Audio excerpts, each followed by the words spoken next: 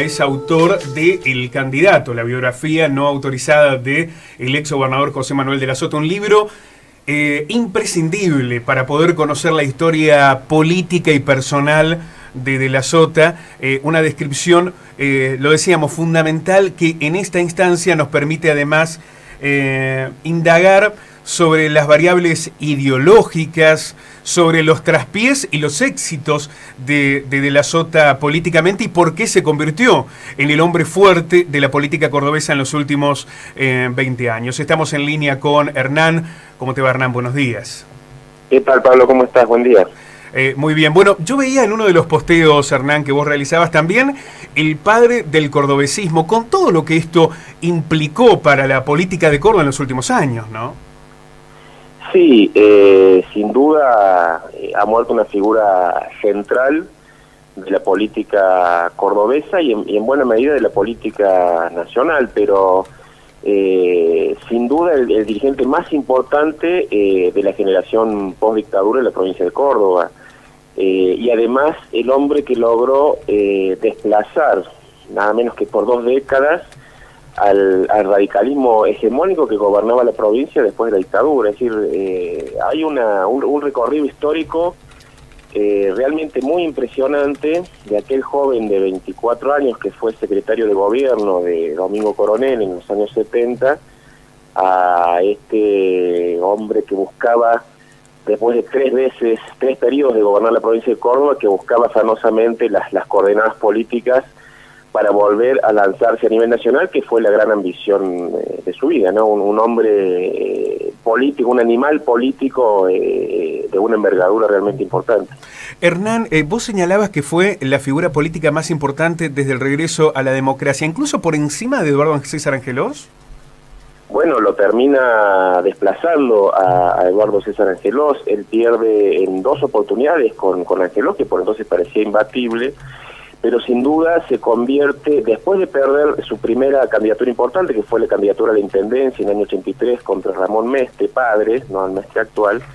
Él se convierte en uno de los 3 dirigentes más importantes de la renovación peronista a nivel nacional, junto con Carlos Grosio y José Luis Manzano, y termina siendo el compañero de fórmula de Antonio Cafiero, que después pierde en la interna con Carlos Menem, pero era un dirigente muy joven cuando enfrentó a Angelós, y finalmente en la elección que podría haberle ganado quizá Angelós, fue relegado por el menemismo y gana Ramón Mestre, le gana al ex juez Guillermo Johnson, pero sin duda que por cercanía termina siendo igual o más importante que Angelós, pero acá lo que yo decía un poco en los tweets, él estaba llamado a construir algo diferente de lo que hizo Angelós y terminó construyendo algo muy similar. Por eso yo digo que es cofundador del cordobesismo, porque en definitiva, hace un par de años, él y Schiaretti compartieron palco con Angelós, reivindicando todas las políticas del PAICOR y en definitiva reivindicando la figura de Angelós. Es decir, con matices terminaron haciendo algo muy parecido, ¿no? Que es esta cosa extraña que es el cordobesismo. ¿Cómo podrías definir, ¿cómo podrías definir, si tuvieras que hacer como un resumen o una breve definición de lo que fue la política de la Sota en materia económica y social? ¿Qué perfil...? Bueno, creo que no confrontó en ningún momento con el statu quo. En ese sentido, digo, continuó lo que había hecho Angelós, le dio importancia al interior provincial, la capital provincial, donde hizo obras realmente importantes como la refuncionalización del Buen Pastor, la recuperación del Palacio Ferreira. Sin embargo, al haberlo apadrinado a Germán Cámara, después del desastre que hizo Germán Cámara, nunca pudo revertir ese rechazo que producía su figura en la ciudad de Córdoba, donde de hecho nunca más ganó las elecciones. Me parece que, bueno, construyó escuelas, digo, como toda obra de gobierno tiene grises, pero nunca estuvo contra el statu quo y contra el gran empresariado cordobés, de los que Aldo Roggio sin duda es una de las figuras emblemáticas, ¿no? O la Fundación Mediterránea o la Bolsa de Comercio, digamos, fue un gobierno que no confrontó con los poderes económicos fuertes de la provincia desde la época de dictadura. Pensando en eso, Hernán, en ese perfil ideológico, De la Sota fue el primero que posicionó como candidato político a Domingo Cavallo, allá en el 87, cuando lo puso como candidato a diputado, después lo de Cameron. Siempre fue un perfil ideológico más conservador, y esto estuvo en todo caso de acuerdo con esas políticas que finalmente ejecutó. No, yo creo que De la Sota era un hombre sin convicciones profundas, era un hombre de una enorme ambición que era capaz de acomodar sus convicciones a los tiempos políticos. Si bien él surge de la derecha, de Guardia de Hierro, del gobierno de Domingo Coronel en Córdoba, también fue uno de los dirigentes más progresistas que tuvo el peronismo en los años 80. Si uno sigue el recorrido de La Sota en su primera diputación nacional, se va a sorprender por las posiciones de avanzada que tenía en aquel momento y en aquel contexto del país. Después acomoda el cuerpo cuando cambia el contexto político, pasa de ser el principal opositor al menemismo. Recordemos que De la Sota confrontó muy fuerte con Carlos Menem en aquella interna famosa del año 88, y termina siendo el principal adalid de la reelección, y ese viraje político es el que le permite acceder a la gobernación de Córdoba por primera vez, con el respaldo absoluto del menemismo y del ala más conservadora del menemismo, que era precisamente Germán Camerat y la UCD.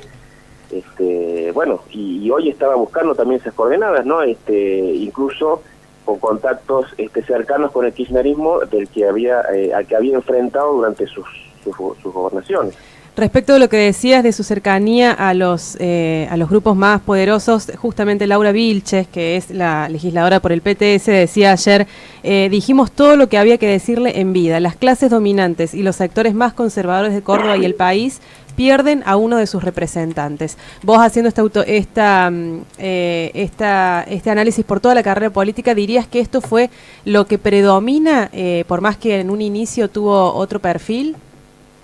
A mí no me gustan los análisis maniqueos que a veces hace la izquierda tradicional. Yo digo que es un hombre con grises, digo que es un hombre que transformó sin dudas la provincia de Córdoba, que es un hombre que no confrontó con el poder real en la provincia de Córdoba, y que es un dirigente al que Macri le debe en buena medida la presidencia, porque no nos olvidemos que De la Sota, después de que pierde con Sergio Massa, dejó en una libertad de acción, entre comillas, a sus seguidores, y eso permitió que Córdoba hiciera la gran diferencia que le permitió hoy a Mauricio Macri ser presidente. Aunque después De la Sota se haya alejado, es corresponsable de esa situación. Por lo tanto, me parece que no fue ni un prócer ni un ladrón.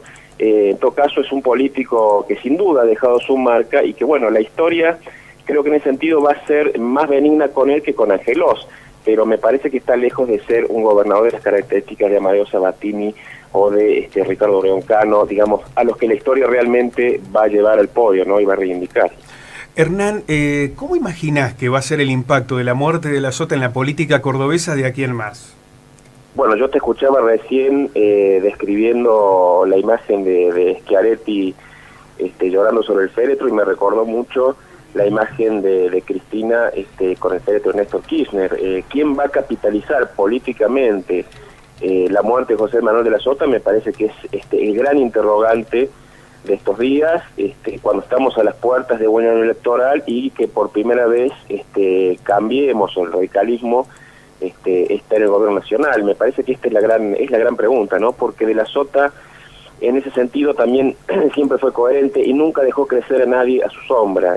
Así como el kirchnerismo no tuvo candidato, porque Daniel Scioli no era un candidato kirchnerista, me parece que en la provincia de Córdoba De la Sota tampoco dejó una figura que pueda aglutinar ese capital político inmenso. Hoy Betina Marengo, una periodista de Córdoba muy lúcida, dejó una frase en Twitter que me parece muy impresionante, ¿no? Schiaretti es el viudo De la Sota, pero de ninguna manera su heredero. Bueno, habrá que ver quién es capaz de capitalizar este enorme capital político que deja la muerte de La Sota. Y en el ámbito local también tuvo una importancia muy grande, recordemos principalmente, bueno, con todas las obras que después les vamos a decir, pero todo el tema de relocalización de los ASUD, es decir, tuvo una preeminencia muy grande. ¿Cómo crees que va a continuar el arco político peronista aquí en la ciudad sin el manto de De la Sota?